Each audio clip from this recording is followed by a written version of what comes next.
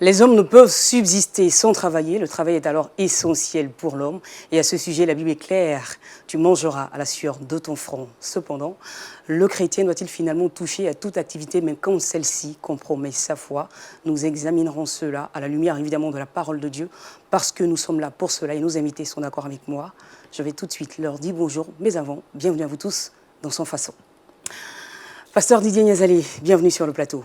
Merci. C'est avec plaisir qu'on vous retrouve, ça fait la deuxième fois. Oui, la deuxième fois, par la grâce de Dieu, donc je pense que nous sommes là pour l'invitation. Et c'est avec plaisir en tout cas qu'on va partager tout à l'heure ce thème-là. Tout à fait. Pasteur Ouattara Oumar, bienvenue sur le plateau de Sans Façon. Merci beaucoup. Ça fait plaisir, hein? Ça fait plaisir. Et ça fait 2 fois. Effectivement.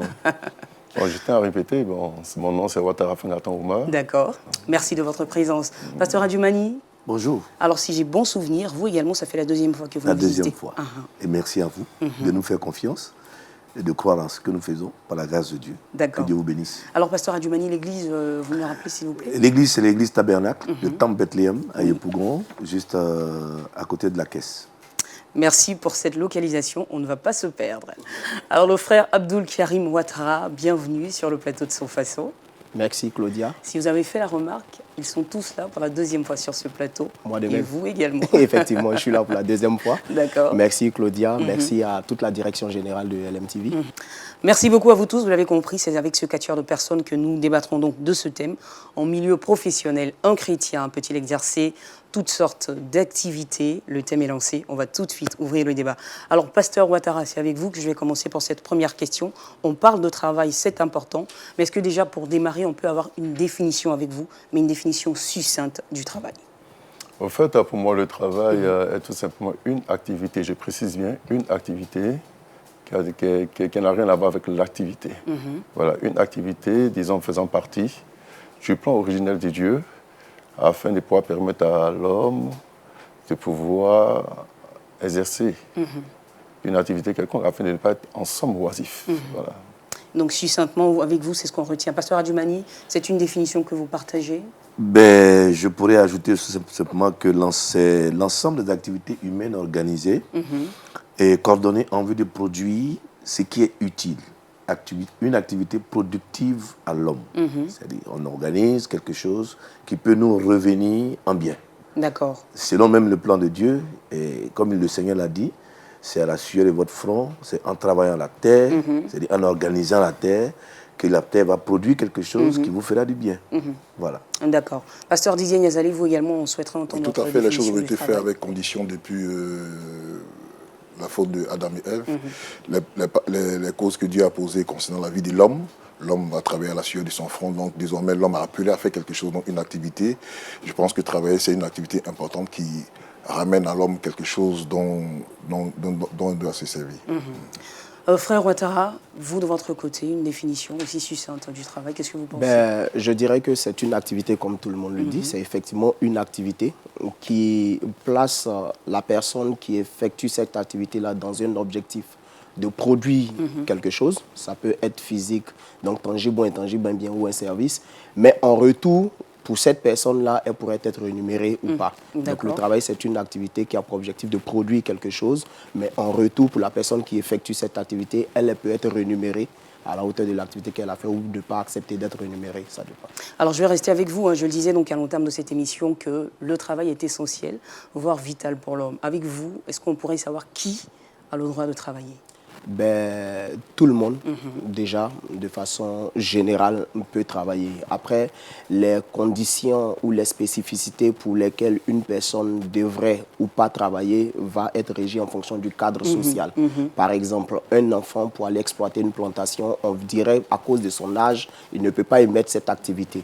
Donc, en fonction de l'état mineur de cette personne, pour le type d'activité qui lui est demandé, on dira qu'elle ne pourra pas l'effectuer. Sinon, globalement, une personne est amenée à travailler, donc tout le monde peut travailler, que ce soit des hommes ou des femmes, ils peuvent travailler, tant qu'ils se sentent dans les capacités de pouvoir résoudre ou bien répondre au travail qui leur est sollicité. Alors, Pasteur Ouattara, vous le pensez également, il n'y a pas de restriction en ce qui concerne qui peut travailler, qui doit travailler? Tout le monde peut le faire, tout le monde peut y aller? Pour moi, tout le monde peut travailler. Dans 2 Thessaloniciens, chapitre 3, verset 10, l'apôtre Paul disait que celui qui ne veut pas travailler, qu'il ne mange pas non plus. Exactement. Donc je vois qu'au travers de cela, l'apôtre Paul invite tout un chacun à travailler. Maintenant, en ce qui concerne, disons, les travaux, c'est vrai qu'il peut y avoir de l'abstention. En ce qui concerne peut-être l'état physique de la personne, si éventuellement la personne ne se porte pas bien. Mais pour moi, les enfants peuvent aussi avoir un certain degré de travail. Parce que dans l'éducation, le travail également fait partie. Si depuis le bas âge, on n'apprend pas à l'enfant à pouvoir travailler, je ne pense pas s'il pourra être un travailleur dans l'avenir. Alors, pasteur Adjumani, pourquoi est-ce qu'on devrait travailler? Est-ce qu'il y a des avantages? Est-ce que c'est... Oui. Il y a des avantages à travailler. Il y a des avantages à travailler parce que le travail vous rend responsable. Le travail vous donne de faire des projections. Le travail vous donne de réfléchir. Donc, quelqu'un qui travaille fait appel à ses facultés, qu'elles soient mentales, physiques ou intellectuelles. Donc, il y a beaucoup d'avantages à travailler. Donc, tout le monde est appelé à travailler. Moi, j'ai commencé à 22 ans. Peut-être qu'il y a quelqu'un d'autre qui a commencé à 18 ans à exercer de hautes fonctions. Je dis bien de hautes fonctions. Parce que c'est ça aussi. Mais tout ça, ça fait appel à nos facultés. Et Dieu nous a donné des facultés pour travailler. Donc, personne n'est exempt. Personne n'est exempt donc du travail. Pasteur Didier Niazalé, pourquoi est-ce qu'on devrait travailler? Est-ce qu'il y a un profit véritablement qu'on tire dans le fait d'exercer une activité? C'est une forte nécessité que tout le monde travaille parce que je pense que sans travail, on ne peut pas devenir quelqu'un dans la vie. Pourquoi? Parce que le travail nous rapporte selon l'activité de chacun, ceux qui sont au niveau selon leur activité professionnelle, etc., celui qui travaille le travail champêtre, etc. Donc tout le monde est appelé à travailler parce que le travail, n'est-ce pas, nous établit, nous rapporte et le travail nous sert à, n'est-ce pas, occuper nos besoins, etc. Donc sans travail, il n'y a rien. Donc c'est une condition obligatoire pour l'homme. D'accord. Alors, on est tous d'accord, unanimes sur ce plateau, que le travail pour l'homme, finalement, s'impose à nous. C'est une nécessité, c'est quelque chose, j'allais dire, de vital. Alors, frère Karim, je veux dire, est-ce que vous ne pensez pas, vous, finalement, que le travail est ici un peu comme une malédiction? Est-ce qu'il y a une conséquence du péché ou de la chute de l'homme? Ah non, pas du tout. Il ne faut pas situer ça dans ce contexte et voir ça de cette manière. Le travail n'est pas une malédiction ni une conséquence de la chute de l'homme, pas du tout. La première personne à avoir travaillé, c'est Dieu. La Bible dit Dieu créa au commencement. Dieu a travaillé tout un projet de création. Quand le Seigneur finit de travailler tout un projet de création, il crée l'homme à son image et il le dépose dans le jardin d'Éden qu'il lui dit de cultiver. Donc il lui confie la responsabilité de travailler. Et là où le verset que vous faites appel arrive en jeu, c'est à partir de l'instant où l'homme désobéit dans la tâche qui lui a été confiée du Seigneur. Il ne fallait pas manger le fruit. Il désobéit. Et à cet instant, le Seigneur ne lui dit pas que le travail serait une malédiction. Le Seigneur met en évidence la douleur qu'il fera pour désormais avoir du résultat et du pain de son travail. Donc le Seigneur met en évidence plus l'effort qui sera de plus en plus consenti ou bien qui sera de plus en plus effectué pour pouvoir avoir un gain. Sinon, le Seigneur ne dispense pas de travailler, je ne pense pas. Alors, Pasteur Ouattara, vous pensez également que c'est ça? C'est pas une malédiction, c'est pas finalement une conséquence pour donc, moi, de la chute de l'homme? Le travail n'est pas une malédiction. Parce que lorsque nous prenons la genèse du travail, Dieu a béni le travail parce qu'en faisant le monde et en permettant à l'homme de pouvoir cultiver et garder le jardin, je crois que là, il y avait une bénédiction. Parce que lui-même a dit que tout est parfait. Mais c'est vrai qu'après la chute de l'homme a subi, disons, les conséquences de sa chute. Et ces conséquences, effectivement, il y a eu le travail qui a été, disons, touché d'une manière ou d'une autre. C'est là où Dieu a dit, c'est par la suite de ton front que tu gagneras de quoi manger. Mais pour certains, c'est une malédiction. Parce que là, il y a beaucoup plus d'efforts à fournir par rapport au premier travail qui a été quand même donné. Mais à la longue, lorsque nous voyons avec le peuple d'Israël dans Deutéronome chapitre 28, nous voyons dans Deutéronome chapitre 28 deux grandes parties. Il y a la bénédiction et également il y a la malédiction. En ce qui concerne la bénédiction, si éventuellement l'homme écoute Dieu et demeure dans la parole de Dieu, le travail devient là une bénédiction en ce sens où il dit « je bénirai l'œuvre de tes mains ». Et quand il y a désobéissance à la parole de Dieu, en ce moment, le travail devient là, quoi, une souffrance, une peine, parce que tout ce que les Israélites vont entreprendre, cela les sera soutiré par un peuple étranger. Mais avec le Seigneur Jésus-Christ, nous voyons là la rédemption du travail. Donc le travail a connu une rédemption, mais il y a une attitude à tout un chacun. Il est venu auprès du Seigneur Jésus-Christ. Donc, si nous sommes en Christ, le travail devient une bénédiction. Mais si nous ne sommes pas en Christ, le travail peut devenir une malédiction à 3 conditions. La première condition, quand il y a le péché dans ce travail. Deuxième condition, quand le travail devient, disons, une fin en soi. C'est-à-dire, le travail devient là une idolâtrie. Et en troisième position, c'est que la troisième condition, c'est si le travail est un moyen d'oppression ou d'esclavage pour, disons, celui qui travaille. En ce moment, on peut parler de malédiction dans le travail. Alors, vous faites bien justement de revenir, de toucher ces 3 aspects-là. On va revenir tout à l'heure quand on entrera donc dans le vif du thème, du sujet. Mais avant, j'aimerais aussi avoir votre point de vue, Pasteur Adjoumani, sur la même question. Écoutez, moi, je ne vois pas le travail comme une malédiction. Dieu a créé toutes choses. Dieu s'est reposé. Il y a quelqu'un que Dieu a créé de façon particulière, qui est l'homme, qui devait prolonger le plan de projection de Dieu, mais qui, quelque part, a failli.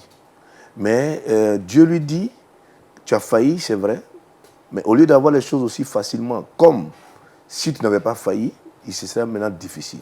Sinon, le travail, ce n'est pas une malédiction.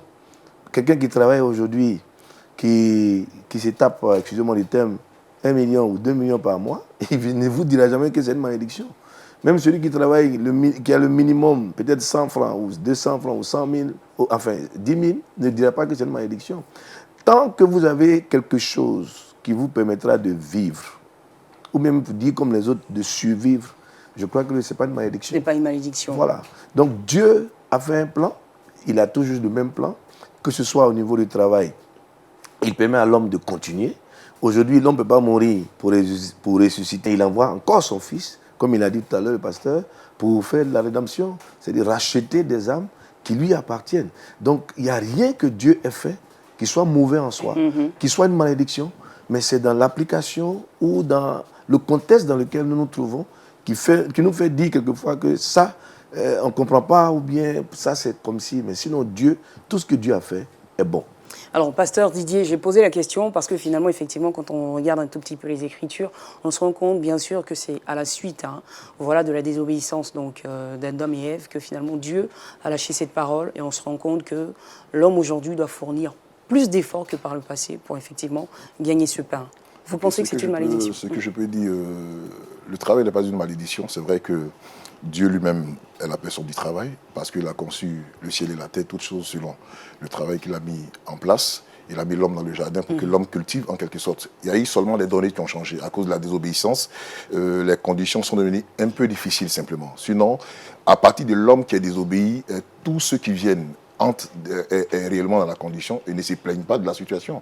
Voilà, c'est ce qui a été, c'est-à-dire au départ, les choses étaient bien faciles et il a déposé l'homme pour que l'homme cultive, mais cette fois-ci, à cause du péché, il demande à l'homme de cultiver. Voilà, c'est des données seulement qui ont changé, mais l'homme se plaît dedans à cause de la situation. Donc tous ceux qui suivent, tous ceux qui sont sortis d'Adam se plaisent dans la situation, même si ça semble peut-être difficile, mais quand on gagne le pain, une femme, lorsqu'elle est enceinte, elle rencontre des difficultés, mais lorsqu'elle accouche, elle est heureuse, elle lui fait encore plusieurs enfants. Donc je pense que le travail n'est pas une malédiction.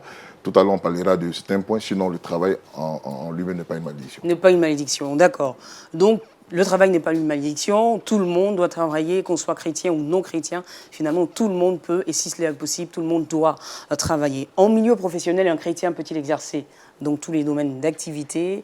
Vous êtes le frère donc Abdul Karim, vous n'êtes pas pasteur, mais vous êtes très engagé donc à l'église et vous travaillez aussi. Quel métier ou quelle profession peut exercer un enfant de Dieu? Déjà, on va commencer aussi simplement que ça. Aussi simplement, quel métier et quelle profession peut exercer un enfant de Dieu? Je vais répondre aussi simplement. D'accord. Je m'appuie en fait sur un verset qui dit dans Romains 14, verset 23, que toute activité ou bien toute action que nous faisons, qui n'est pas le produit d'une conviction, est un péché. D'accord.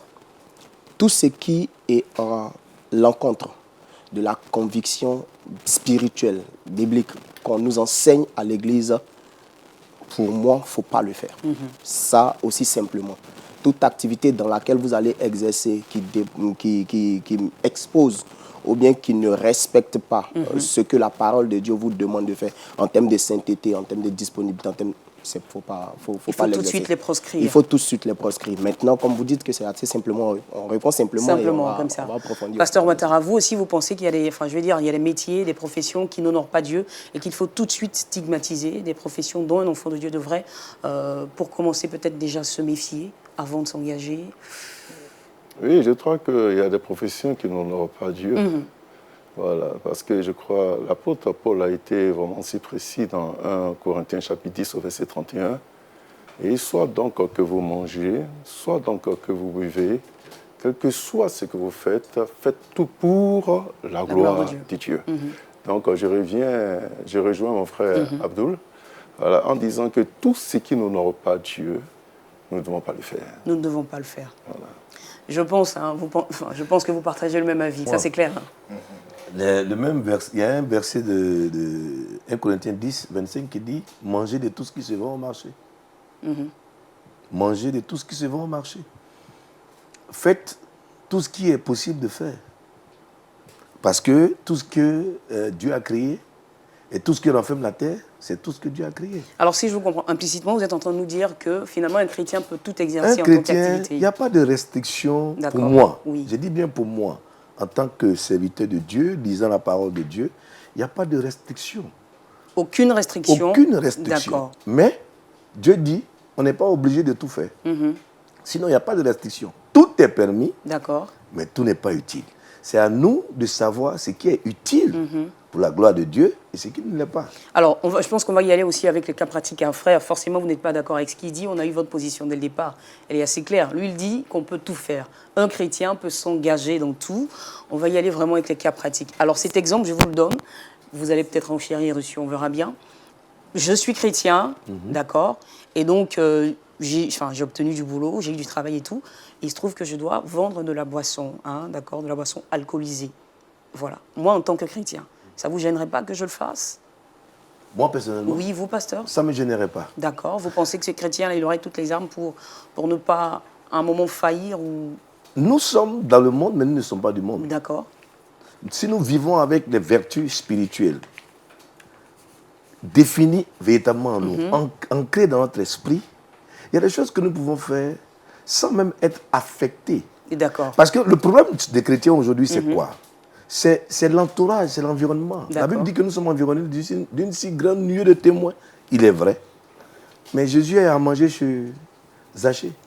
Je veux bien avoir l'avis du pasteur. Vous pouvez forcément rebondir quand vous n'êtes pas d'accord, quand vous ne partagez pas l'avis. Je crois que c'est un débat important et puis c'est quelque chose de très, très, très nécessaire.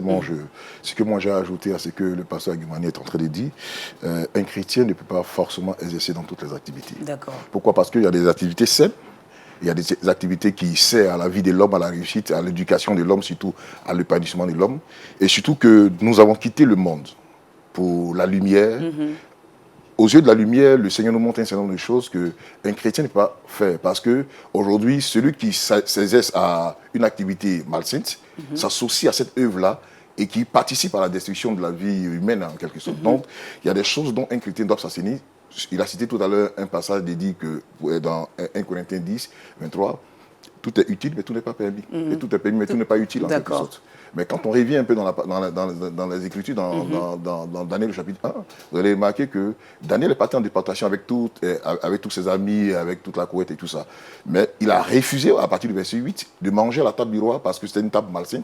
Il ne voulait pas accepter s'asseoir à cette table et il a été jugé en cela et il est sorti meilleur en quelque sorte. Donc je pense qu'un chrétien, en quelque sorte, ne doit pas tout accepter parce que nous savons que le diable aussi a ses œuvres, a sa manifestation, même si les gens gagnent beaucoup d'argent là-dedans, nous on doit s'assainir et je crois que celui qui bénit c'est Dieu, celui qui nous ouvre les portes c'est le Seigneur. Donc si nous voulons encourager quelqu'un, on veut vendre de la boisson ou avoir une maison de prostituées à présenter à l'humanité comme le font en Belgique, les femmes qui sont derrière les miroirs et tout ça, je pense que ça rapporte de l'argent. Mais est-ce que c'est utile? Est-ce que c'est nécessaire? Est-ce que ça sauve? Est-ce que je ne vends pas le mal en quelque sorte? Donc je dois m'abstenir à ce qui est mal. C'est au contraire moi qui dois exhorter et faire venir ces personnes à comprendre la vraie réalité. Sinon, parlant de la véritable bénédiction, elle se trouve dans le Seigneur. Donc il n'y a pas quelque chose que Dieu ne puisse pas nous donner. Ça, je pense que Dieu bénit et il nous conduit dans la gloire en quelque sorte. Frère Karim, hein. Alors vous l'avez déjà dit, hein, vous pensez qu'il y a des activités qui desservent, qui nuisent, qui sont malsaines pour un enfant de Dieu. Donc il ne faut pas s'y engager. Ce n'est pas la vie du pasteur Adjoumani. Hein. Je pense, Claudia, que si vous poursuivez la vie du pasteur Adjoumani, devant, ça devrait nous rejoindre. Devant, ça va nous rejoindre. C'est ça. Parce que le pasteur dit, tout est permis, mais tout n'est pas tout utile. n'est pas utile. Il crée tout de suite une restriction. Ce n'est pas possible. On a une sœur qu'on vient de gagner dans le Seigneur. Le premier métier qu'on lui propose, c'est d'être proxénète quelque part. Ou bien c'est d'être prostituée quelque part. C'est un travail. Parce que c'est une activité qui lui permet de rendre un service. Donc c'est une activité. En retour, qui lui permet d'être rémunérée. Donc c'est une activité, c'est un travail. Mais elle ne peut pas le faire. Elle ne peut pas le faire parce qu'elle souille le temple de Dieu. Elle ne peut pas le faire parce que c'est contraire à la parole de Dieu. À partir de cet instant, il ne faut pas l'encourager dedans. Donc, il ne sert à rien de lui dire, tu peux tout faire, mais voici... Non, on ne peut pas le faire. Je pense qu'il faut être aussi intransigeant. Ça peut être difficile à accepter, difficile à prendre, difficile à comprendre. Mais il faut nous dire, nous les jeunes, il faut nous dire clairement, il ne faut pas le faire. Tu es présenté face à telle activité, il ne faut pas le faire. Telle activité t'est proposée, ne rentre pas là-dedans. Je pense que si on suit les propos du pasteur, il nous rejoindra. D'accord, donc pasteur Adjoumani, peut-être que vous les rejoindrez à la suite. Oui, oui, mais je vais vous dire une chose. Moi, je les rejoins. En fait, je suis extrémiste pour ouvrir l'esprit des uns et des autres. La raison est toute simple. Dieu a dit, je vous donne le jardin, mais il y a un arbre dont vous ne devez pas manger les fruits. Vous savez, aujourd'hui, quand vous mettez des restrictions quelque part, les gens cherchent à faire et à savoir pourquoi est-ce qu'il y a cette restriction. Donc, on n'amène pas quelqu'un à vivre sa liberté à partir de dogmes. Donc, dès l'instant où il y a un interdit, finalement... Dès l'instant où il y a un interdit, il y a une envie qui se crée. Et ça, vous pouvez remarquer ça depuis la création dans le cœur des hommes. Quelqu'un qui travaille, un comptable, qui voit de l'argent qui passe tous les jours, aura envie de se servir. Pourquoi? Parce que peut-être qu'il n'y a pas de contrôle, peut-être qu'il n'y a pas de vérification à un moment donné. Parce qu'il y a de l'argent qui passe. Je ne suis pas pour le fait qu'un chrétien aille se prostituer ou une chrétienne aille se prostituer ou bien vendre la boisson. Mais je suis en train de dire que là où vous mettez beaucoup de restrictions, vous finissez par tuer le peuple. Parce qu'il y a ce qu'on fait devant le pasteur et il y a ce qu'on ne fait pas devant le pasteur. Et donc moi, je préfère ouvrir les vannes et puis quelqu'un peut prendre la responsabilité de sa décision. Est-ce que pasteur Ouattara, est-ce que ça c'est la bonne façon de procéder finalement? C'est vrai que quand il l'a dit, le pasteur Adjoumani l'a dit, dès qu'il y a un interdit, il y a aussi l'envie qui se crée à ce moment-là. Mais est-ce que agir, procéder de cette façon-là, c'est pas vraiment laisser une trop grande liberté aussi au peuple de Dieu? Est-ce qu'il est suffisamment armé? À un certain moment, il faut aussi lui dire la vérité. Vous ne pensez pas, toi? Moi, en fait, moi je le dis toujours, hein, tout dépend de là où le chrétien est né. Parce qu'aujourd'hui, nous avons beaucoup d'églises. Et chaque église, disons, véhicule sa doctrine. Et nous, en tant qu'église de Pentecôte internationale de Côte d'Ivoire, nous sommes vraiment stricts par rapport à cela. C'est-à-dire, tu es chrétien, né de nouveau, on va t'enseigner. Tu dis ce que Dieu veut et ce que Dieu ne veut pas. La Bible nous dit dans Romains chapitre 12, au verset 2, « Ne vous conformez pas au siècle présent, mais soyez transformés par le renouvellement de l'intelligence, afin que vous discerniez quelle est la volonté de Dieu, ce qui est bon, agréable et parfait. » Et en l'enseignant, c'est ainsi que le nouveau converti peut savoir ce que Dieu veut et ce qu'également Dieu ne veut pas. Et c'est dans la connaissance qu'on acquiert le discernement. Et c'est ce discernement qui nous amène à épouser la parfaite volonté de Dieu. Voici ce que j'ai à dire. Alors moi, j'aime bien finalement les cas pratiques parce que je me dis que ça permet de mieux comprendre les choses. Donc je pose la question et on verra qui de vous quatre commencera à me donner la réponse. Est-ce qu'un chrétien, enfin une personne qui n'avait pas Jésus par le passé, qui travaillait effectivement, aujourd'hui qu'elle a Jésus, et il se trouve qu'elle a un métier finalement qui n'est pas compatible avec sa nouvelle foi ou sa nouvelle vie.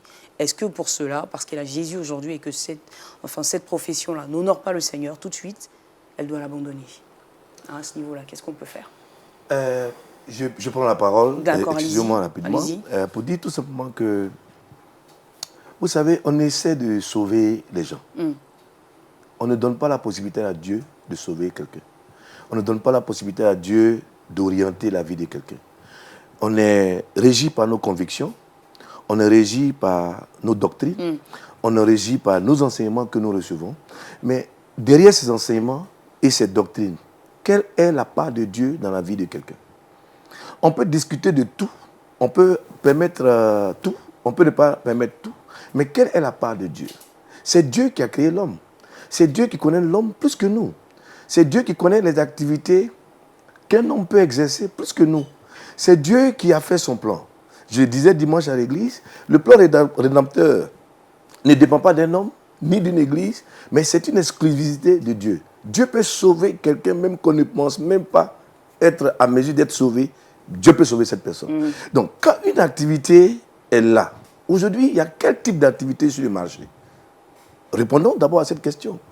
Il y a quel type d'activité sur le marché? Il y a quel type d'activité dans cette nation qu'un chrétien peut-il exercer? Les chrétiens et les jeunes gens aujourd'hui qui n'ont pas envie de scier des chaussures, qui n'ont pas envie de laver même une voiture, qu'est-ce que vous leur proposez? On ne leur propose rien. Mais donc, il faut laisser quelqu'un faire un choix et apprendre dans ce choix que de lui dire non, on ne fait pas ça. En même temps qu'on lui dit qu'on ne fait pas ça, qu'est-ce qu'on lui donne? Qu'est-ce qu'on lui propose? Aujourd'hui, des gens quittent des églises parce que, moi je prends mon cas, il y a des gens qui sont partis, il y a des gens qui sont partis de chez moi parce que je n'ai pas pu avoir 100 000 francs à leur donner pour aller commencer une activité. Mais ils sont arrivés quelque part où on leur a donné même 200 000 pour commencer une activité. Mais est-ce qu'on a regardé leur niveau de conversion? Est-ce qu'on a regardé leur foi? Parce qu'il y a tout ça. Donc, il faut que nous comprenions une chose. L'activité, elle est permise, elle est obligatoire pour tous. Mais qu'est-ce que nous avons à proposer à ces jeunes gens? Le discours et le langage ne suffisent pas pour créer un travail dans le cœur de quelqu'un. Je comprends très bien, mais ce que je veux savoir, est-ce qu'un chrétien, un devenu chrétien, a le droit finalement de changer de métier à sa conversion? La question est simple. Profondément à ce sujet, cette question que vous posez, je pense qu'il faut qu'on éclaircisse un peu tous ceux qui nous entendent et qui nous écoutent. Vous voyez, la vie chrétienne est régie des lois, parce que Dieu a créé le ciel et la terre. Quand il a déposé Adam et Ève dans le jardin d'Éden, il y a une loi qui a été établie, elle interdite. Vous voyez? Donc je pense qu'il y a ce qu'on appelle la doctrine d'ensemble, selon Dieu, et il y a la doctrine individuelle, où chaque église a sa façon de voir les choses, mais ce qui nous régit, il y a une doctrine, n'est-ce pas, que le Seigneur a établie. Nous savons que l'impudicité est dangereuse.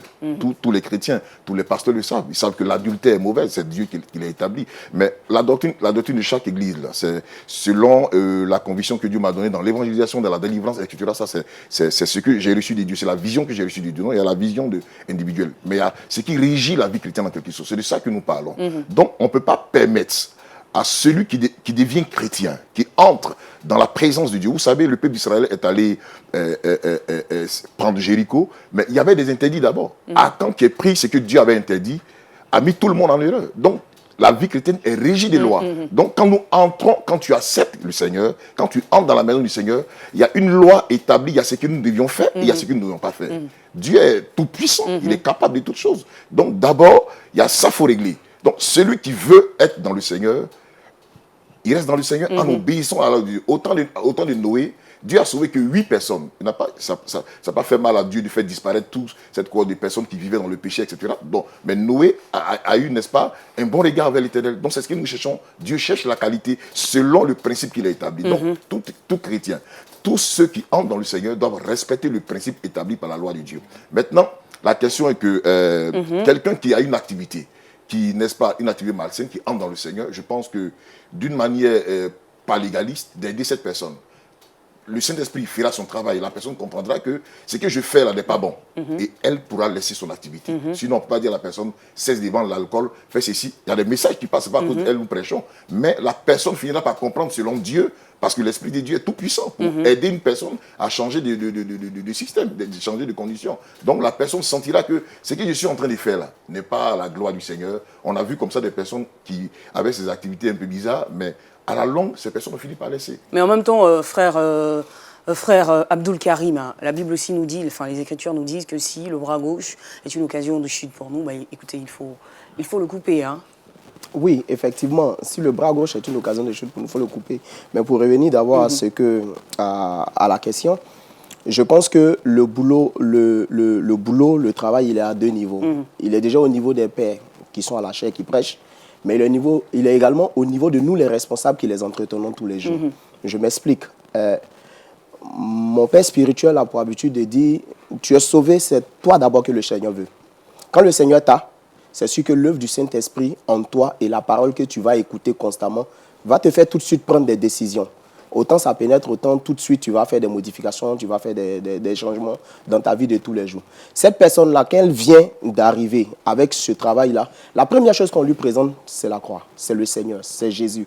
On lui présente pour être sauvé, qu'est-ce qu'il faut faire. On lui apprend les vertus d'être chrétien, parce qu'elle embrasse une nouvelle vie.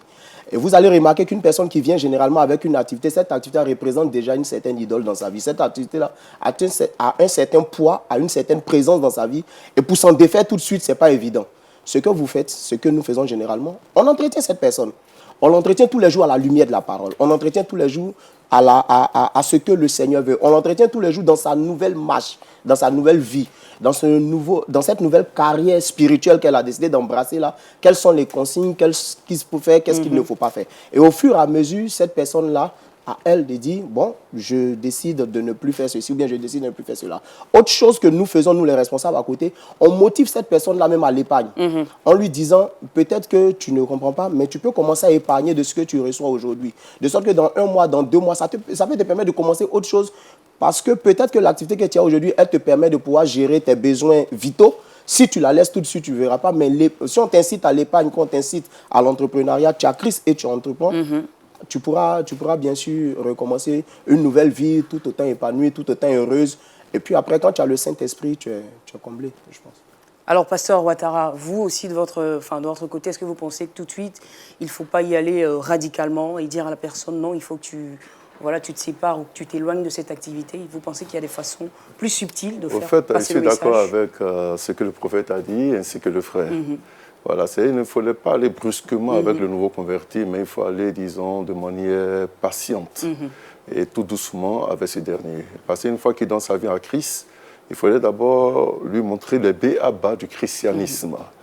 Et c'est ainsi qu'on lui enseigne la parole de Dieu. Et je reviens encore là-dessus, la parole de Dieu qui lave notre conscience des œuvres mortes. C'est cette parole qui va éveiller sa conscience afin que la personne elle-même prenne une décision, afin de pouvoir choisir le métier, disons, qui est vraiment convenable et qui plaît réellement à Dieu. Vous voyez, quand j'étais au Niger, il y avait un adage à Oussa qui disait « On peut forcer l'âne à venir devant l'eau, mais on ne peut pas obliger l'âne à boire l'eau. » Donc, tout part de la conviction de l'âne. Donc, c'est ainsi que nous pouvons procéder en tant que leader. Amener la personne à une bonne compréhension des écrits bibliques. Et le laisser finalement vers la fin elle-même prendre la décision qui s'impose. C'est ça. Comme Dieu me l'a dit, je mets devant toi la vie et la mort, la bénédiction et la malédiction, mais je te conseille de choisir la vie, afin que tu vives. Voilà. Oui, pasteur Adjoumani. Je veux juste dire, donner le cas de Pierre, l'apôtre Pierre. Il était pêcheur. Quand il a rencontré Jésus, il a jeté ses filets. Quand il a régné Jésus, il est revenu de prendre ses filets. Il n'était pas encore convaincu. Et c'est longtemps après, je pourrais dire 3 ans après, que Pierre s'est véritablement converti et a accepté de quitter la pêche pour aller faire effectivement ce pourquoi Dieu l'avait convaincu, sauver des âmes. Donc il y a quelque part, quand quelqu'un est dans une activité qui se donne au Seigneur, on est d'accord sur le principe. Donnez-nous ou donnez-leur du temps, même en ne parlant pas, le Saint-Esprit pourra faire une action dans la vie de cette personne qui pourra changer tout de suite sa vie et sa manière de faire et de vivre pour arriver à ce que Dieu veut. Alors moi j'aime bien les cas pratiques, ça je le dis encore. Donc, pour mieux comprendre et pour mieux permettre aussi aux gens de pouvoir entrer, je veux dire, profondément dans ce thème-là. En milieu professionnel, un chrétien peut-il exercer dans tous les domaines d'activité? Est-ce qu'un chrétien doit absolument refuser ou rejeter une offre d'emploi s'il se trouve que celle-ci, cette offre-là, n'est pas compatible avec sa foi? La foi a ses réalités qui sont d'abord de croire en ce que Dieu te dit, d'avoir une conviction des faits qui sont passés dans la Bible à un moment donné et qui ont eu des résultats, et ensuite une ligne de conduite qui te permette d'être agréable à Dieu. D'accord. Je vais avoir l'avis du, j'en reviendrai vers vous tout à l'heure, l'avis du pasteur Didier aussi sur la même question. Est-ce qu'on a tout de suite le droit ou le devoir, d'accord, de rejeter une offre d'emploi parce que celle-ci est incompatible avec notre foi, avec nos convictions religieuses? Je crois que c'est de savoir avec qui nous sommes, qui nous servons, la capacité de cette personne, qu'est-ce qu'il peut faire pour nous, en quelque sorte. Donc, il peut avoir une activité qui me rapporte beaucoup d'argent, des milliards si je veux et tout ça. Mais sur cette activité, est-ce que ça peut m'aider pour ma foi? Est-ce que ça peut m'aider à exercer ma vie chrétienne, etc. Si elle est contre ma vie chrétienne, je peux la refuser. Je peux la refuser. Alors frère Abdoul Karim, j'ai longtemps cherché un emploi, ça fait quand même 2-3 ans. Je cherche du boulot, je n'en trouve pas. Ben là, il y a une occasion qui se présente à moi. Il y a tellement longtemps que je cherchais à avoir du travail parce que j'ai beaucoup de charges aussi. J'ai envie d'évoluer dans la vie, j'ai envie de me marier, j'ai envie de fonder une famille, j'ai envie de fonder un foyer et tout ça. Et aujourd'hui, j'ai une offre d'emploi sous le prétexte que celle-ci est incompatible avec ma foi religieuse. Je dois la refuser. Je la refuse. D'accord. Non, ça c'est sans tergiverser. Je la refuse. Je me souviens aux années 2007, 2006, 2007-2008, je sortais de l'école pratiquement. Et puis, parce que j'ai fait un cycle ingénieur, et puis je sortais de l'école, j'avais vraiment besoin de travailler. C'était dû à cette période-là. Et puis, je regarde les sociétés j'ai une société où j'ai une belle opportunité d'emploi. Vous avez le profil, tout ce qui demande. J'ai le profil, tout correspond. La belle opportunité, c'est sûr. Et puis, je reparcours ma formation. Je suis de formation marketing. Je suis marketeur. Moi, ma formation, c'est de motiver et trouver des stratégies pour vendre le maximum de produits au sein de l'entreprise. Quand je regarde ce que l'entreprise fournit et je regarde ma formation qui va me faire travailler des stratégies pour vendre le maximum, nouveau converti, très engagé, j'ai refusé l'offre. Aujourd'hui, je suis propriétaire d'entreprise, marketing. Donc, je vais dire, le Dieu qui m'avait créé cette opportunité-là, sur le champ, c'est un coup pour moi, mais le même Dieu va générer une des meilleures. Parce qu'après, le Seigneur évalue par moment notre engagement et notre décision de vouloir le suivre. Il existe souvent ce genre d'épreuves. Donc, parfois, c'est un test aussi. Moi, j'appelle ça des épreuves. Vous ne pouvez pas quitter au CM1 pour aller au CM2 sans passer des épreuves. Vous ne pouvez pas faire une école sans des épreuves. Le Seigneur crée souvent des épreuves. C'est intéressant ce que vous dites. Mais en même temps, je veux dire, tout le monde n'a pas la même chance. Enfin, ne va pas forcément avoir la même expérience. Ne va pas avoir aussi la même expérience que voilà qu'Abdoul. C'est vrai que lui, il a refusé l'offre à ce moment-là. Mais en même temps, c'est peut-être pas aussi le même degré de problème. Vous aviez vos problèmes de l'époque, des jeunes aussi. Aujourd'hui, on a peut-être des problèmes plus costauds que vous ceux que savez, vous aviez si cette époque-là. on justifie la raison pour laquelle il faut faire ce qui est contre ta foi, on fait mal. Il n'y a pas de justification pour ce qui contrarie ta foi ou bien pour ce qui compromet ta foi. Je pense qu'il faut qu'on soit assez ferme sur cette chose. Il faut rester ferme jusqu'à la fin, pasteur Ouattara. Il ne faut pas accepter des choses qui compromettent ta foi en disant que je suis pleinement d'accord avec mon frère. Ça ne marche pas. Je suis pleinement d'accord avec mon frère. C'est-à-dire, Dieu, les Américains disent qu'ils ne discutent pas avec les terroristes. De la même manière aussi, nous ne devons pas discuter avec tout ce qui est incompatible à notre foi. Mais en même temps, pasteur Ouattara, le chômage est aussi un très grand fléau. Hein. Effectivement. Oui. Donc il y a le chômage un peu partout. Donc, et puis les activités que le marché nous propose ne sont pas, sont pas beaucoup, sont pas suffisantes. Donc si on doit se permettre d'en refuser simplement parce que celles-ci ne sont pas compatibles avec notre foi, on risque de ne pas travailler toute la vie aussi. Non, s'il vous plaît, j'aimerais bien répondre. Voilà. J'aimerais bien répondre. Voilà. Je reviens encore une fois de plus pour une prise de décision ferme. Voilà. Le Seigneur, une fois qu'on est chrétien, le Seigneur nous fait comprendre de chercher premièrement le royaume des cieux et sa justice. Et si, disons, nous sommes en quête d'un emploi, en des situations, mais dans des contextes vraiment très difficiles, et que nous voyons que l'emploi qui nous est proposé ne répond pas, disons, à notre foi, nous devons quand même rejeter cet emploi et être ferme, disons, par rapport à cela. La Bible nous fait comprendre que les lionceaux éprouveront la disette, mais les enfants de Dieu ne manqueront de rien. Donc, une fois que nous avons une ferme conviction et une foi ferme par rapport aux situations, aux circonstances qui nous environnent et que nous avons le regard sur notre Seigneur Sauveur Jésus-Christ, nous sommes sûrs que Dieu va nous faire sortir ce fléau afin de pouvoir nous donner le travail adéquat, afin de pouvoir l'honorer. Allez-y, pasteur Didier. La seule chose qui On est revient importante tout que à nous l'heure devons à savoir vous. en tant que chrétiens, on parle de la vie chrétienne. D'accord. Et nous devons savoir la capacité du Dieu que nous adorons. Quand nous repartons un peu dans 1 Samuel, chapitre 2, vous allez comprendre que la Bible déclare c'est lui qui abaisse et c'est lui qui élève. C'est lui également qui bénit. Donc, pour un chrétien, pour un enfant de Dieu qui est dans le Seigneur, qui est en face d'une activité qui est compatible à sa foi, je pense qu'il peut refuser. En se basant sur la capacité du Dieu vivant. Aujourd'hui, le frère vient de dire tout à l'heure qu'il est propriétaire de son activité lui-même. Qu'est-ce que Dieu n'a pas fait? Qu'est-ce que Dieu ne peut pas faire?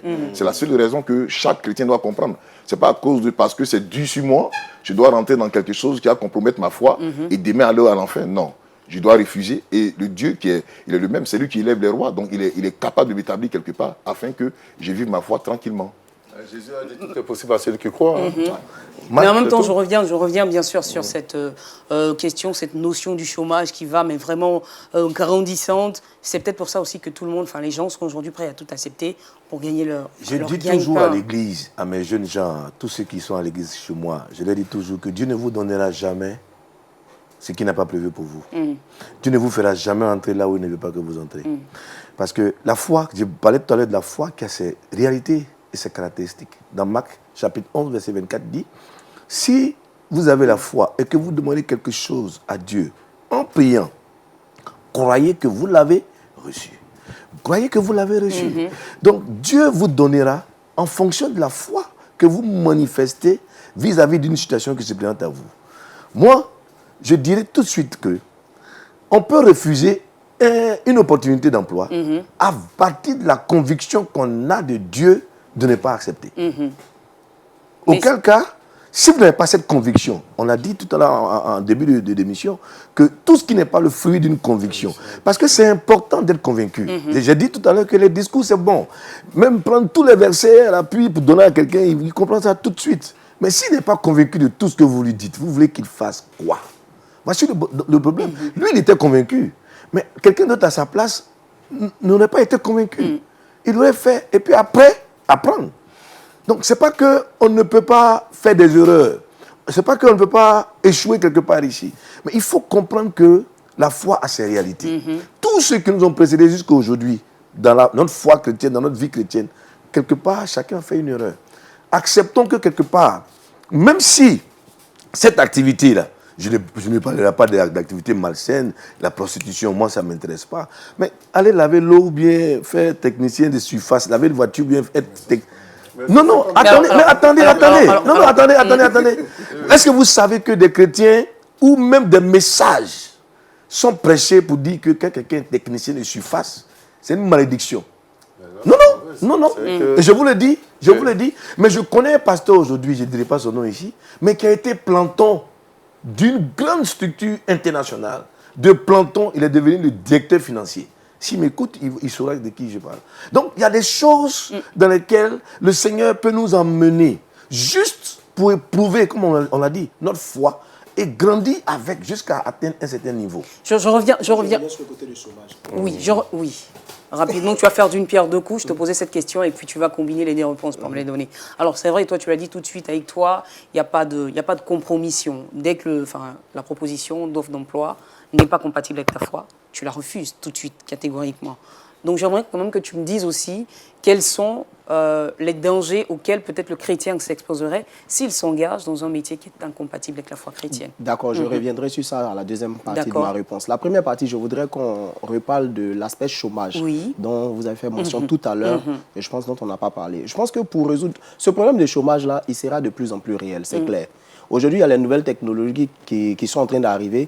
Donc, il y a certains métiers traditionnels qui vont disparaître pour laisser place aux nouvelles technologies. Parce que l'intelligence artificielle va prendre place, parce que la technologie va prendre place, parce que désormais, pour servir, je dis n'importe quoi, pour servir le carburant, on aura juste besoin d'une carte à la pompe. Donc, il y a des métiers. Des métiers vont disparaître avec l'évolution numérique, technologique, c'est clair. Donc, le chômage va être de plus en plus là. Ce qu'il faudrait faire, au milieu de nous, jeunes, ou bien au milieu des églises, il faudrait de plus en plus enseigner ou bien apprendre aux gens l'entrepreneuriat.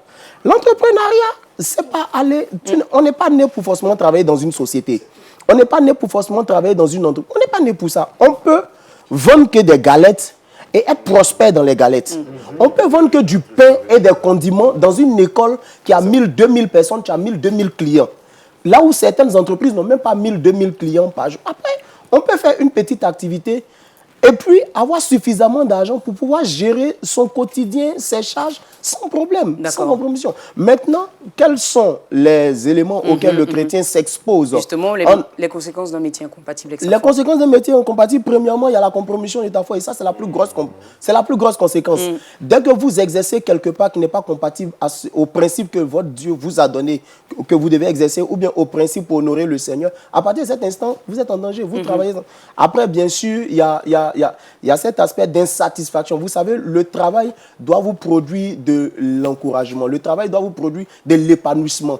Mais quand vous travaillez dans un environnement qui n'est pas compatible à votre foi, vous êtes tout le temps titillé entre l'esprit du Seigneur qui vous dit c'est pas bon, l'esprit du malin qui dit fais, c'est pas grave. Vous commencez à être, vous n'êtes plus épanoui. Et si vous n'êtes pas épanoui, ça va se refléter automatiquement sur le résultat que vous faites tout le temps. Donc, il ne faut même pas essayer d'aller travailler dans un endroit incompatible. Alors, je veux dire, pasteur Ouattara, on a aussi, voilà, enfin, on a des chrétiens qui exercent le métier d'avocat. D'accord? Donc, oui, qui exercent le métier. Non, mais il faut que je le dise parce que qui exercent le métier d'avocat. Ils exercent le métier d'avocat, donc par moment, dans l'exercice de leur fonction, ils sont emmenés très souvent à prendre la défense, pas forcément de bonnes personnes tout le temps, à prendre la défense de personnes qui ont commis des délits, enfin des criminels. Je veux dire, à ces chrétiens, est-ce qu'ils font mal? Est-ce qu'ils doivent aussi, enfin peut-être à leur conversion, sortir de là? Est-ce qu'il faut continuer? Est-ce qu'ils sont forcément dans le péché aussi, ces personnes-là? Parce que c'est aussi une fonction qu'ils exercent. Oui, pasteur Ouattara. La fonction du métier d'avocat est un métier un peu risquant. Ça, il faut vraiment le dire, parce qu'il arrive des fois dans le processus même de la défense, on a oublié d'employer quand même certaines tournures qui ne sont pas en conformité avec quand même la parole de Dieu. Et moi, je le dis toujours, si, disons, ta conscience ne te gronde par rapport au métier auquel tu as adhéré, et que tu sais que ce n'est pas compatible et que ça peut te porter préjudice à ton entrée, surtout au ciel, parce que nous, en tant que chrétiens, notre objectif, parce qu'il a bien souligné, c'est bien d'aller au ciel. Et le travail n'est que, disons, le processus qu'on a adopté afin de pouvoir, disons, subvenir à nos besoins ou apporter l'aide. Mais si ce travail doit te porter préjudice, surtout à ton entrée au ciel, je pense que c'est mieux de faire demi-tour, échanger, disons, le travail. Chercher un travail qu'il faut. De faire demi-tour. Alors oui, pasteur Adjumani. J'aimerais donner un cas pratique. D'accord, allez-y. Naaman sort de l'eau purifiée, sanctifiée, guérie. Il repart chez lui. Mais avant de repartir, il dit à Élisée, quand mon maître veut aller adorer son Dieu, c'est sur moi qu'il s'appuie. Je fais quoi? Il dit, va, continue de faire ce que tu as fait. Il y a des choses. Je voudrais venir à cette fonction d'activité d'avocat. Moi, j'ai un avocat, il est chrétien converti. Mais il a dû dire des choses qui ne sont pas spirituelles pour sauver quelqu'un qui a tué. Quand je lui ai demandé après, il dit, c'est le Seigneur qui m'a mis ça à cœur. Vous allez dire quoi dans ça là? Il n'est pas converti. Il y a des réalités qui sont là. Moi, je dis toujours que les discours sont bons. Mais quand vous n'avez pas encore traversé du feu, ne dites pas que ne dites pas à celui qui doit traverser, ça ne va pas te brûler. Le feu, quel qu'il en soit, en petit ou en grand, il brûle. Donc, il y a des réalités qui sont là. Moi, je crois qu'aujourd'hui, on doit encourager les chrétiens, pas à faire, excusez-moi du terme, n'importe quoi, mais à se retrouver dans un cadre dans lequel Dieu lui-même les aurait placés. Alors, on est en train de courir comme ça vers la fin de l'émission, avant donc de savoir ce qui est fondamental. Je reviens à vous, vous en faites pas. Avant de savoir ce qui est fondamental, justement, donc, dans la quête d'emploi pour un enfant de Dieu, je veux vous poser, vous, cette question. Oui, vous. Parce que, oui, vous. Vous m'avez dit tout de suite, Claudia, moi, dès que j'ai une proposition, si elle n'est pas en conformité avec ma foi, tout de suite, je dis non. D'accord. Alors, frère Ouattara Abdul Karim, on a également dans la Bible ce personnage, donc Joseph, voilà, qui est parti en terre étrangère, d'accord, avec sa foi, avec ses convictions religieuses. Donc il va sur une terre qui est hostile, j'allais dire en fait, à ses croyances, au Dieu de ses pères et tout. Mais finalement, on se rend compte à la suite donc, de son histoire qu'il a prospéré dans ce territoire qui était étranger et qui ne partageait pas sa foi. Est-ce que cela n'est pas une façon aussi de dire qu'on peut être chrétien et puis exercer son travail, peut-être dans une entreprise ou, voilà, être dans une profession qui ne partage pas forcément nos convictions religieuses aussi. Et on peut prospérer là-bas. Ben Claudia, l'exemple que vous donnez de Joseph est semblable aujourd'hui à un chrétien qui travaille dans une institution dont le directeur général n'est pas converti. C'est pareil. Son Dieu l'envoie à aller exercer une œuvre. Si ça ne compromet pas sa foi, il le fait. Pour preuve, moi, j'ai travaillé il y a quelque temps dans une entreprise, mais l'entreprise a prospéré, pas possible. Je vais dire, je n'ai pas regardé est-ce que le directeur est chrétien, le directeur n'est pas chrétien, ceci, cela. Dieu m'envoyait pour un service. J'ai travaillé. La preuve, tout le monde savait que j'étais chrétien. Chaque Jésus, j'ai des cellules de prière. Je dirige une église de maison chaque jeudi. Le directeur, par la grâce de Dieu, m'a autorisé que les jeudis, à partir de 15h, mon activité s'arrête. Je peux partir prier mon Dieu. C'est comme ça qu'il appelait « va prier ton Dieu ». Mais mon Dieu qu'il disait, va prier ton Dieu là, a béni l'activité. Au-delà de ce qu'on pensait sur le département que je faisais, jusqu'à ce que j'arrête et puis je dise que je ne vais pas travailler ailleurs. Donc, alors à ce moment-là, Pasteur Ouattara, à ce moment-là, pourquoi donc il faut tout de suite mettre des balises quant à certaines activités? Si on peut être chrétien, aller là-bas et puis faire prospérer l'activité. À ce moment-là, on peut tout faire. Au fait, il faut comprendre le cas de Joseph. Parce que Joseph, avant de travailler pour Pharaon, était d'abord dans la maison de Potiphar. Et dans la maison de Potiphar, Potiphar était un païen. Et il exerçait avec un esprit de conscience. Et le jour où la femme de Potiphar s'est hasardée a dit « Viens coucher avec moi », il a dit que non, là, il y a des limites. Et ça, ces limites, je ne peux pas surpasser cela. Et raison pour laquelle, comme le dit tout à l'heure mon frère, on peut travailler dans n'importe quelle structure, qu'elle soit païenne ou pas, on peut travailler dans cette structure, mais avec quoi? Une conscience pure devant Dieu et également aussi devant les hommes. Et si, disons, ma conscience ne me reproche pas par rapport à quoi que ce soit, donc il n'y a pas de problème. Pasteur Didier, vous, rapidement, votre avis aussi sur la question, rapidement. Oui. Il y a une chose qui est très importante, parlons de la vie de Joseph. Vous savez que Joseph a été envoyé pas avec sa conviction de l'autre côté en Égypte, mais dans la maison de Potiphar, il n'y avait rien de malsain. C'est-à-dire, quand on parle de l'activité de Joseph, tout à l'heure, le pasteur vient de dire que la femme de Potiphar a fait une proposition que Joseph a refusée. Mais je pense que, dites-moi un peu, dans ce monde où on est là, combien de chrétiens ont des activités importantes? C'est des païens qui ont à la moyenne 80% d'activités, mais qui servent à la vie en quelque sorte. Ce ne sont pas des activités malsaines. On peut refuser un certain nombre de choses. Joseph et Daniel à Babylone. Mais Daniel a mis des oppositions à certaines choses. Mais Dieu l'a fait prospérer en quelque sorte. Lorsque Nebuchadnezzar voulait se lever contre lui, il allait lui-même en brousse pendant 7 ans. Le roi qui était établi en quelque sorte. Bon, je pense qu'il y a les vertus de Dieu qui existent, que nous devions accepter et puis rentrer dans le principe du Seigneur. Ne pas regarder à quoi que ce soit, et je crois que sans cela, Dieu nous bénira. Pasteur Adjoumani, ça sera peut-être la dernière question, donc vous allez commencer à y donner la réponse. On va faire le tour comme ça, et puis on va terminer cette émission. Alors pour vous, qu'est-ce qui doit être fondamental dans la recherche d'un emploi ou dans sa quête d'emploi pour le chrétien, mais surtout, quelle attitude au travail pour le chrétien qui travaille déjà? La direction du Saint-Esprit. Parce que si nous sommes de Dieu, Dieu nous conduira toujours. Je suis convaincu de cela et je m'en foi en ça. Et il ne faut pas que nous fassions de la manipulation, encore moins du charlatanisme avec nos chrétiens. Dieu est un Dieu qui parle. Le Dieu que nous adorons est un Dieu qui parle. Est un Dieu qui oriente. Est un Dieu qui donne des directives. Il y a des choses que nous ne comprendrons jamais. Et cela ne nous sera jamais expliqué par Dieu lui-même. Mais il y a des choses dans lesquelles Dieu nous conduira pour sa propre gloire.